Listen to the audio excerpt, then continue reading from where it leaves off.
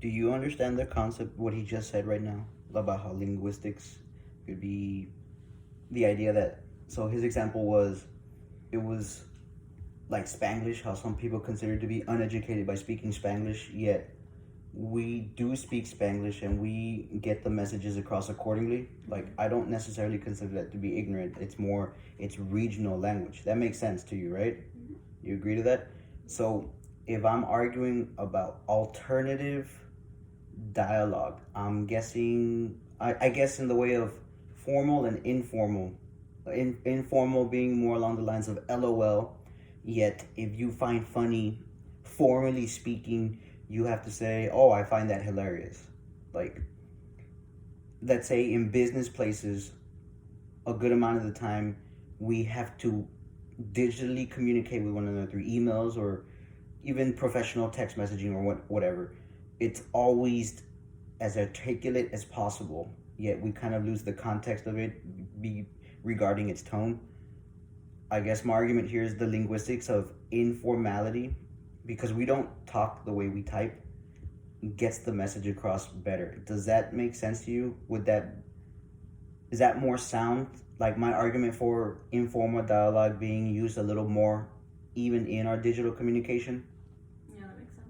Would you, let's say if somebody texted to you, hey, my bad, I forgot to do this, LOL, can you help me?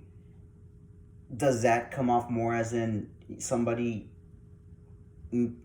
like demanding you finish a task, or is it more along the lines of, hey, help me out? Yeah. It's more along the lines of, hey, help me out, right? So I guess that was my whole thing. It's not necessarily Spanglish, but I am doing the sense of how people might deem informal communication incorrect, yet informal communication, if you ask me, is always the easiest or the best way to accomplish getting the proper message across. It's an easier way of understanding tone. Somehow it is. I mean,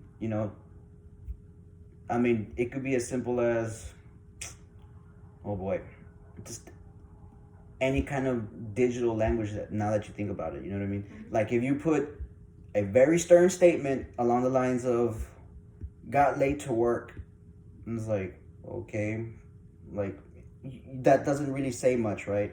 But I guess if you put got late to work, LOL, you're trying to get across whatever tone you trying to imply. Yeah, I guess you.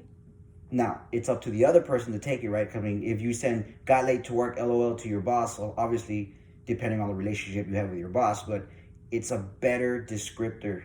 And LOL is not formal, it's not formal English, it's informal. Yeah.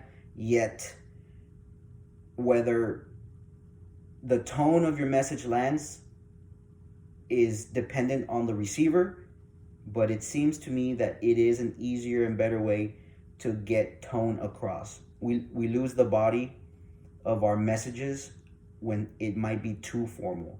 Because again, we don't talk like computers. We talk like people, humans. And I guess that's what my whole argument for informal writing in formal situations might really help. It adds the body back to our statements. So it's not just as simple as, it's like, I need a new car, for example. It's like, OMG, I need a new car. That's different. It can go from a random, why were you thinking of this, to OMG, I need a new car. It might just make the person listening to the message or reading the message like, oh, I wonder what's wrong with the car. I wonder why suddenly this is such a big drastic deal. Again, I believe informal writing or dialogue does add body back to the message itself.